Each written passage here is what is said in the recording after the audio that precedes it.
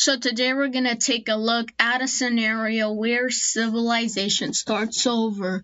We're now on episode 24 of the series, and in the last episode I explained some things, like I did some power rankings of stability, economy, and military, and also did one accumulating everything.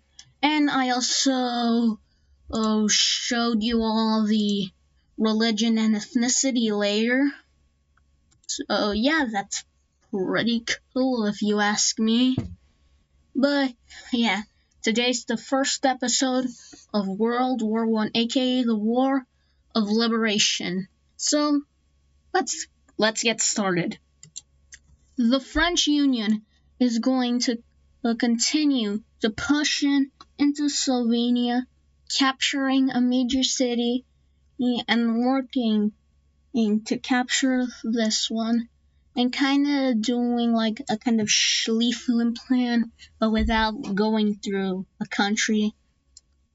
You can kind of tell what they're doing. They're trying to like swoop around here, cutting off this area and this area. And you'll see them try to execute that plan throughout this episode. And Russia, having prepared for this, is going to immediately push into Moldavia because they have extreme claims on this area.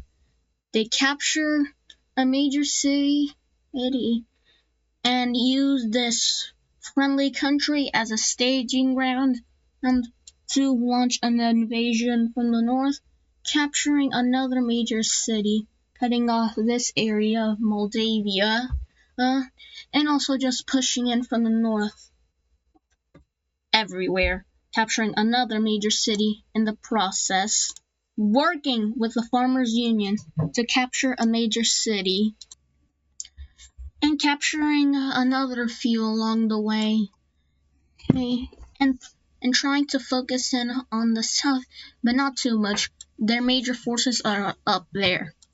But the Prussians, seeing the Farmers Union has forgot about them in the north, is going to take advantage of this to capture a major city and working in their way from major city to major city to try and knock the Farmers Union out of the war, trying to capture as much area to blitz through them, knocking them out. But it's not going to work, as the Farmers Federation is getting some insane supplies from Russia. Like, it's probably you won't believe how much supplies Russia is flooding into the Farmers Union. But the Prussians are going to ask this country if they can move their troops through them to go and capture this major city. And this country, being scarred from the Great European War, is gonna say no, and Prussia won't take this too well, and is going to start invading this country. And Prussia gets a lot of bad rep from this. Like, even the French Union is like, dude, not cool. But Prussia doesn't care as they continue to push in here, capturing a major city, cutting off this country in two, and capturing the capital of this country. I think it was a Czech country. But yeah, this country surrenders over to Prussia because what are they gonna do? And this country, seeing what the Prussians are going to do if they don't comply, are going to let them go through them to capture a major city. And the Prussians are glad that they did this. And because of this, they capture a major city and now have one big front against the Farmers Union. The Farmers Union is like, oh shit. But the Prussians, while they're here, are going to capture this Croatian major city and invading through this neutral country. And now Croatia was originally going to send a big army over here, but now are going to send less to focus in on this area right here. And the Prussians are also going to invade Slovenia from behind, capturing a major city and starting to threaten the capital of Slovenia. And Slovenia is in big crisis mode because they're getting invaded from two fronts. So they are going to evacuate every single civilian from the north of their country and move them to the south, which hopefully saves a lot of their people. But now Moldavia gets pushed out of their southern areas by Croatia with an army that would have been big enough to blitz to the capital, but because of this, they can only do so much. But they do manage to capture this major trading port city. Like, this is an economic invested city, like one of the most important cities in Moldavia. So yeah, Moldavia not too happy losing that. But as Croatia's continue to pour in, and Moldavia finally holds a steady front line, and this front line over here is stalemated till further notice. Meanwhile, in Asia, the northern Azeris do a sweeping campaign over here to come and surround this area of Russia, but Russia doesn't mind losing that. The main thing that North Azerbaijan is actually trying to do is this. It's cutting off this major area of the Russians. And they managed to cross us and capture this major area of the Russians. And the Russians, as you'd guess, are not too happy losing that. Before Russia can even say anything at all, North Azerbaijan makes another landing through the Caspian Sea and working their way to capture this area, and now they meet up with the forces over here and continue to push in over there, and they try to meet up over here, capturing another batch of major cities. And lastly, before Russia can respond, Azerbaijan goes on and captures this major city. And now Russia's finally gonna do something about this incursion over here. Now the first thing that Russia is going to do is that they are going to break through this line over here and cutting off this area supply surrounding their navy here. You can't see it because I'm too lazy to do an actual navy layer, but they have their navy surrounded over here. They come up from behind and from the front, and now this area is completely surrounded, and now slowly the front here is getting crippled, and this massive fleet. No, why did I say fleet? This massive amount of troops have just been lost, and North Azerbaijan is like, holy, oh my god. And now Russia, with their giant military fleet, why did I say that? I could have just said navy. Well, with their navy, they're going to make a landing over here, capturing this major city, and then they make another landing over here in the south. And now they are surrounding this major, like, military fort city of the northern Azeris. And if they lose this, it could be game over for these guys because this is a major military fort of the Northern Azeris. Like, there are walls stretching pretty high over here. But now Russia is going to do something that will change the course of this fight. A great Russian general is going to be like, hey, what if we just surround this and naval blockade this area? Now North Azerbaijan has no way to fund the people fighting here, and they can't use planes because the Russian technology compared to the North Azerbaijani technology is insane.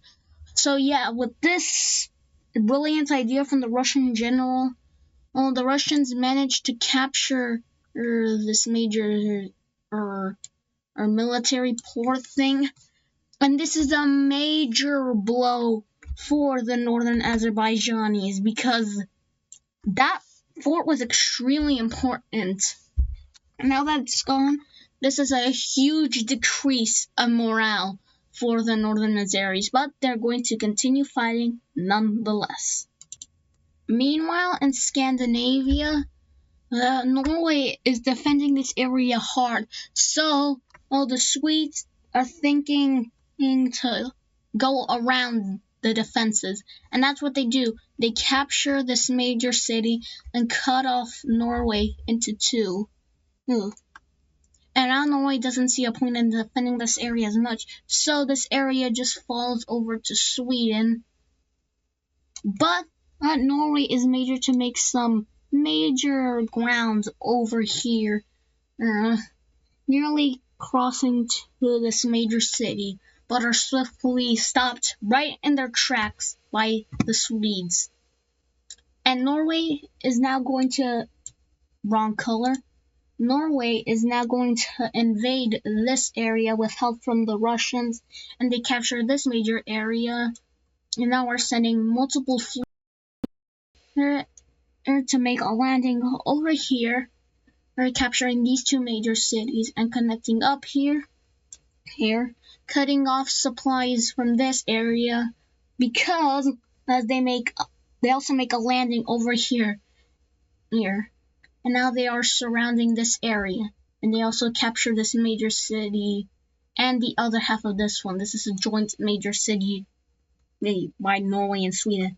Yeah, that's a major blow for Sweden, but it's not going to deter them as they capture this major city over here, and they start to reach the ocean here, capturing even more of this area, and starting to make a flanking of the Norwegian front. And Norwegian is like, oh, no. So the strategy that Norway is now going to try to pull is just blitz through this area as quickly as possible and trying to cause as much chaos as possible. And that's what they do. And now the Swedish military is in shambles. But now Prussia is sending even more aid to them. So, they decide to make a movement, wrong color. They decide to make a movement over here, capturing a major city and cutting off this major military area of Norway. So over here, it's basically back and forth for a while. Now let's take a detour into the Croatian country. From the outside, they look pretty stable and don't look like they're about to fall into anarchy or something, or revolution. But then when you look at this, it tells a completely different story. And yeah, this might explain some of the events that are about to happen to the Croatians. The Serbs, living in the Croatian country are going to revolt away from the purple team, and many different religion and ethnicities within the Croatian team are now starting to get these ideas. So when the Serbs start invading into non-rebellious areas, they are literally welcoming them with open arms, and that the areas they're invading, including actually join the Serb rebellion. So yeah, this is a major crisis for the Croats, because no one wants to fight against this, including some of the military ditches them to help this. So Croatia is in the middle of a crisis right now. And although they can push back, recapturing some major cities, the Circle Alliance is now going to start heavily funding this rebellion. And over time, it gets even more and more traction. Now the Croatian country is starting to fall apart.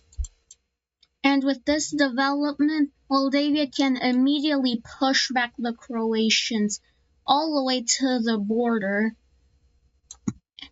And they are now going to start pushing into Croatia to try and meet up with the rebellion and capturing a few more major cities along the way. And the Moldavian plan is to knock Croatia out the war to focus their resources is on the Farmers Federation to use against Russia. But remember, this isn't the Great European War II. It's World War I. So we gotta head over in Asia to see what has been happening there while all of this has been going on. Korea is now working to blitz through the Siberian country to get them knocked out of the war as soon as possible so they can focus their resources on this. So, the first order the Korean leader gives is to cut off this area from the rest of the Siberian country. And when Korea just walks over here with special forces to just kind of do that, and quickly the Siberians are losing control over this because they have administered it very well, and this area was always seeking to break away. So when the Koreans do a little bit of this and a little bit of that you can see the country kind of start to collapse. And the Koreans can afford to do this like spider web sort of technique because this greenish country is extremely weak. One of the weakest countries in the world. Well, even their Alaskan colony is even a miracle on its own. And the only reason that they were able to do that is because it was so close. So yeah, Korea continues to do this like spider web sort of strategy.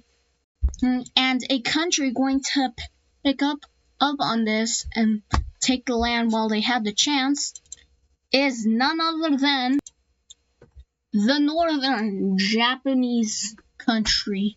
This country is going to work with the Koreans, just the Koreans, not the Diamond Alliance, and to take over all of the Sakhalin Islands and invading into the rest of the Kurils, capturing this major city. And now the Siberian country is like almost about to collapse. This country was not very strong to begin with because they got their ass whooped back in episode 10, if you remember that East Asian war that happened. Yeah, they got their butt kicked, and now they are about to die. And this area over here just falls into anarchy. No one is enforcing any laws over here. control over this area is out of the window. Oh, and this is now just a lawless state now. Oh, and a country to pick up on this to try and sweep in some land while they have the chance. The Baikal country, or how I like to call it, the Lake People country. This country, seeing that the Siberian country is collapsing, is going to try and swoop in and take as much land as they can in this anarchist state. So they go and send some special forces to capture some more major cities. And they take about that one, and then they're like we're done. We're just gonna annex the land that we got, and we're out of here. And I'm not gonna draw the borders because I'm saying that till the end of this war. And the anti-Baikal country here is going to see that this land is basically no one lives there, so they're like, might as well invade it. And they do, capturing this one major city. And just like the Baikal country, they just take some land and they're like, we're done. They sign some papers and the borders are done here, but I'm not gonna draw them because I'm saving that for the end of the war. And that'll be like episode 26 or 27, because I'm not doing this in one episode, because I don't imagine you guys want a hour-plus episode of Wixo. That would just be a mini-movie at that point. And I don't feel like doing a mini-movie, okay? I'm not Adis Pro, but I do like his content, as you can see. But yeah, let's continue. But yeah, now Korea is slowly encircling in the last pieces of the Siberian country, but they do hold out in their capital for a while. And I'll leave it at that till they get knocked out of the war. And while Korea was busy dealing with this, they set up like a defensive front against China. They did let's say there's like a line right here. It's like to a military front to prevent China from getting any further from here. And this wall that Korea is done is very hard to maintain, but they maintain it nonetheless, and they just hope that China doesn't break through it. I was gonna make a joke here. I decided against doing the joke. But yeah, they managed to capture this major city, but that's about it for China. Or North China, or Purple China, because typically there's a South China or Grayish China. I'm just going to call this China for simplicity, and just call the other China South China for simplicity. But I'm not calling this North China. It's going to be like a Sudan and South Sudan sort of thing. I hope you all understand what I'm saying, because if not, I probably sound really weird. But yeah. I just realized that the major cities for the Americas aren't updated. So sorry about that, my bad, forgot to do that. But just pretend there are more major cities here than it's showing, okay? Okay. Now the French Union, seeing that Slovenia is probably way too focused on defending the motherland, is going to start to sweep in and to take as much of this land and as possible. And Slovenia's like, not cool. Well, but they don't care. Well, I'm talking about the French Union, but they don't care.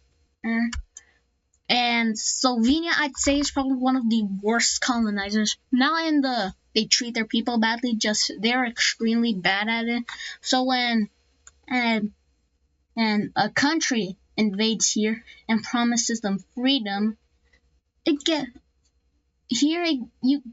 people here get some ideas, and those ideas are this.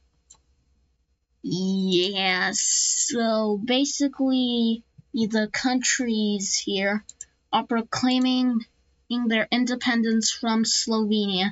And Slovenia is like, don't do that. But they don't care there. And yeah. This area falls to the rebellions, and the Slovenian colony that was pretty short-lived has fallen. Slovenia is probably crying right now, but what can you do? Okay, we're going on a detour from the main action to talk about the Square Alliance for a moment. These guys are heavily debating joining this war. Arabia is pro-war. They want to go against all sides, but the Turkic Union is a bit annoyed at that and say no. Oh, and that angers Arabia. But not to the point that they'll just leave the Square Alliance. That'd be stupid. But these guys are still heavily debating on which side to join.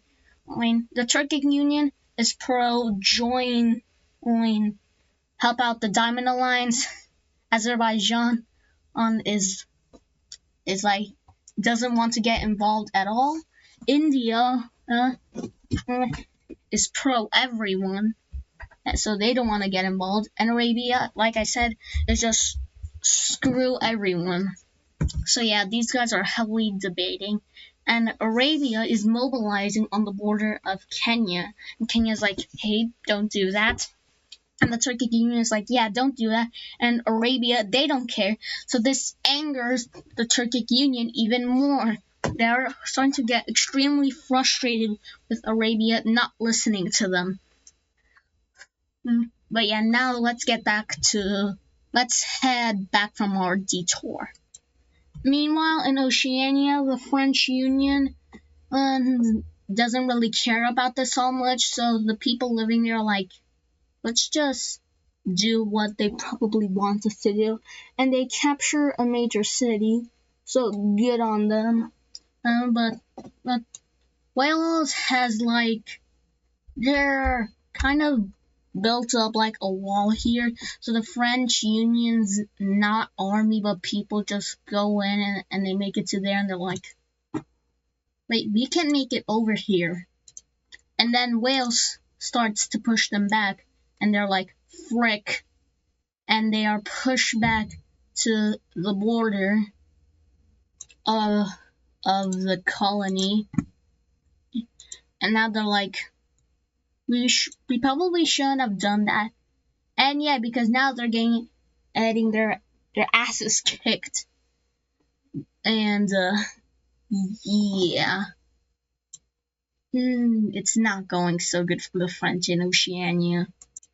Meanwhile, in the Americas, the Welsh start to try to make some advancements over in the Americas, targeting in the major cities of the French Union, making a large spearhead to capture this major city. But that's about all they'll get, because now they're going to start getting pushed back. And that's not good. You want to know what's even less good? This. So yeah, the Welsh are going to hold off on the offensive and focus on the defensive here right now.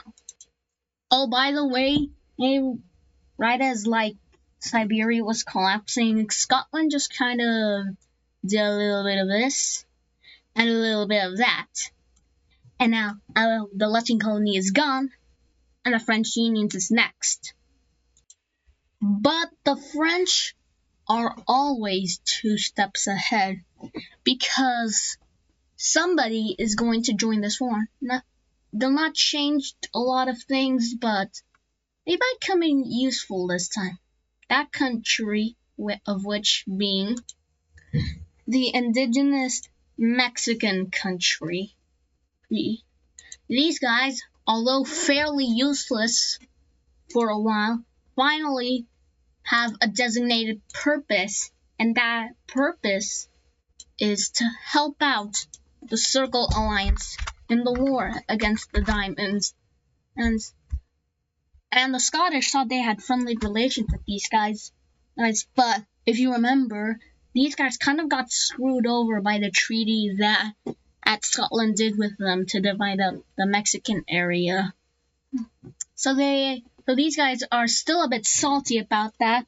So they are going to invade into the Scottish colony, capturing some major cities and cutting off this area of the Scottish colony and making a naval landing over in Baja California, capturing 2 major cities at once, which is pretty cool. I think I'm gonna call these guys the Aztecs because they're indigenous just like the Aztecs. So yeah, I think I'm gonna call them the Aztecs. And the Aztecs continue to push in and doing some spearheads to capture some major cities and meeting up with the ocean, cutting off a large area of the Scottish colony. And now the people here are welcoming them with open arms. Scotland hasn't been too fair with their colonies. So now even more pockets are joining up with the Aztecs. And the Aztecs decide to connect up with these groups. Scotland is in full crisis mode right now. They're like, oh frick, we should have tried to implement our religion and our ideals here. Because these guys are just following immediately with the Aztecs' ideals. And that's not good. And everyone else in the Diamond Alliance is like, dude, what are you doing? Are you going to help out here? Yeah, but the military kind of doesn't want to go against indigenous tribes or kill people here. So, yeah, Scotland's military is in shambles. So this area might fall quickly. Now, back to the old world. The French continue to push in Slovenia, cutting off Slovenia's panhandle, and it quickly falls over to the French, and the French continue to move over here, capturing even more major cities. The Moldavians have now fully kicked out the Farmers' Union Federation from their country and are steadily pushing up in here, eating up a healthy amount of land and the Farmers' Union. And now the Farmers' Union is getting sandwiched. And the other fronts are collapsing with the Farmers' Union, as now the Prussians and the Moldavians meet up and have now encircled the capital of the Farmers' Union. The Farmer Union, I keep calling it the Farmers Union, it's the Farmers Federation. The Farmers Federation pulled out all of their troops from this area to try and defend the homeland and leaving this one to Russia. But it's already too late for them, as the capital of the Farmers Union is captured and split with Prussia and Moldavia. And the Farmers Union has officially collapsed. It now is being occupied by Moldavia and Prussia, basically 50-50. And Russia is crushed at hearing this, because now their supplies are now getting into the hands of the enemy. So Russia is now going to really, and I mean really, ramp up their activity in Europe. They are going to blitz through any defenses the Moldavians have through this area, cutting off this area, but not really. Doing some more spearheads and then capturing all of this area, and the Moldavians lose control of all of the Russian claimed areas. And Moldavia is like, frick. But there's nothing we can do. Russia keeps pulling forces into here, but they make it to about there.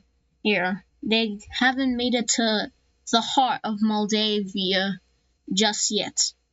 But down here in Croatia, it's a different story, as even more religious groups are starting to rebel away from the original government. The Croatian military has collapsed as the rebellion continues to sweep in into all the Croatian areas, uh, and the capital of Croatia is captured, knocking out one of the most important nations in the Diamond Alliance. And the Diamond Alliance is crushed, and it's now kind of looking like the Diamond Alliance might lose as the rebellions of Croatia take all remaining land over here. Meanwhile, in the Scandinavian front, although things are looking bad for the Diamond Alliance, and with every down, there's an up. Norway breaks through the Swedish front lines over here, as Sweden's front line is very thinned out at this point, and they fully kick out Sweden from this area of Norway, hey, giving more room for the capital of Norway to breathe. As now Russia makes an invasion and naval landing of Sweden, sandwiching this area, capitulating it to Sweden.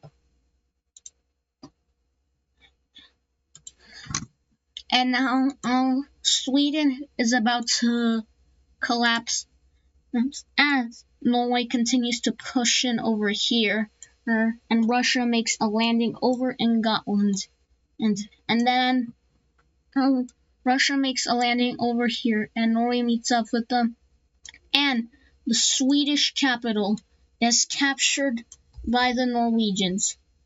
This area completely collapses, as Sweden has fallen apart, as now the remainder of Sweden resorts to guerrilla warfare tactics inside of Norway themselves. But eventually, after a few months, they are fully wiped out, and Sweden has officially been conquered by the Diamond Alliance, which is a huge morale boost for them. But since Russia has been distracted over in Scandinavia, this has left the room for the Northern Azeris to break through the Russian front lines, capturing more major cities, and trying to connect up over with this landing over here. But Russia is strong enough to the point that they can't just do that right away. So North Azerbaijan is going to try a different strategy. They are going to start to fund something inside of the Russians, hoping that if they can do this will relieve Moldavian stress and be able to cut off Russia from the Caucasus. What this revolution or rebellion might be, you may be asking, dear viewer? Well, they are funding something that might turn the tides of war. A country long ago might be coming that, although not too relevant, could switch the tide of war immensely on a different side of the war. And by the area, you might be able to find out who it is. Although not relevant at all, can definitely change the winning side. And, dear viewer, you'll now see that the original Crimean country returns, a country not relevant at all, and got wiped out pretty quickly by their neighbors, and actually change the tide of the war to the different side. This rebellion has gained a lot of support from the people within these areas, and have quite possibly wanted their freedom for a long time. And the rebellion swiftly swiftly gains support,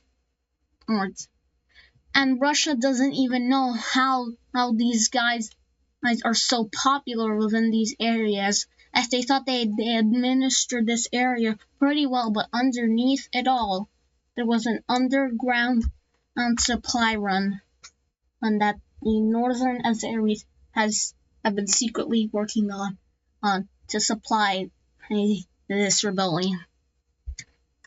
Russia thought they were just construction workers, but they hadn't actually bothered to have any officers to go check on them and to find out if they could do it or not legally.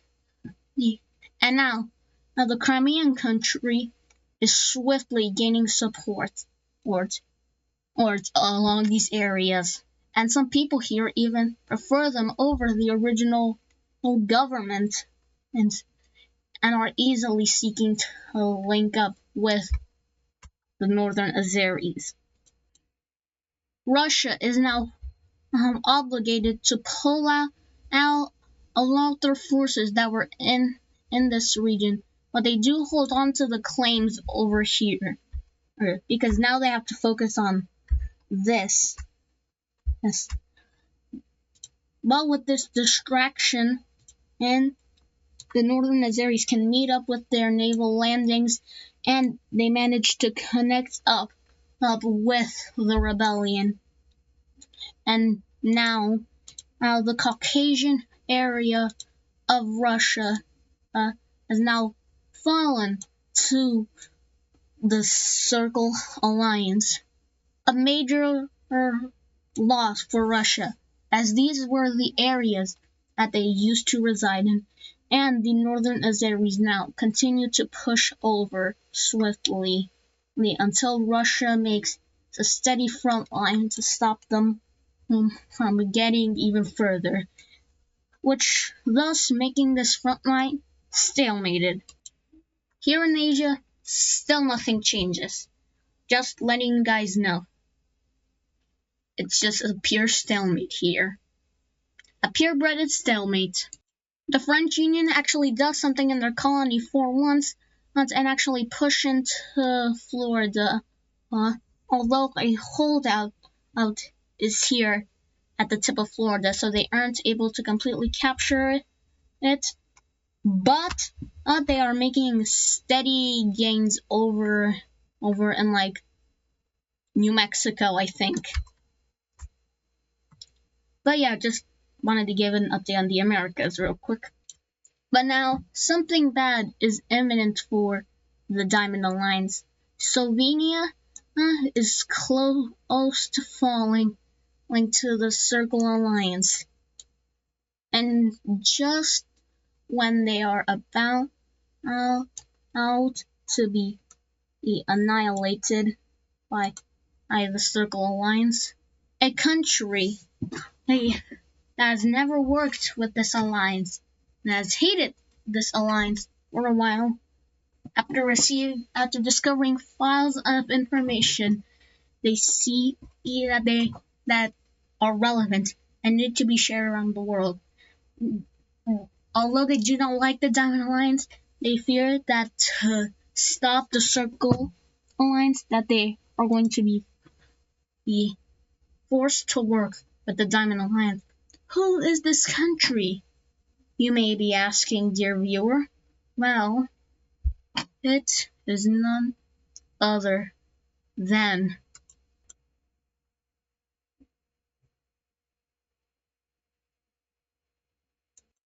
the Green Team joined the Diamond Alliance.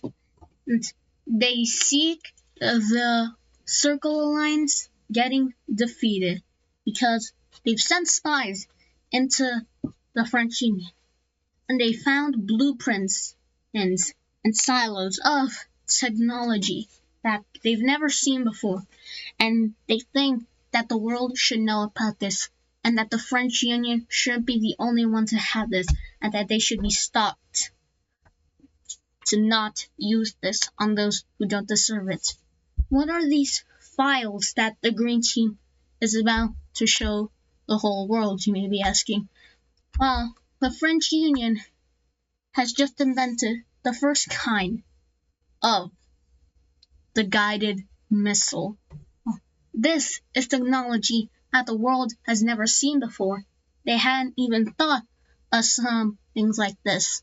The reason that the French Union was so mad about this is because the bombers that that were destroying some infrastructure of the French Union, well, those bombers actually Green Team bombers. That's why the Diamond Alliance, quote unquote, sent it, but they never admitted to it.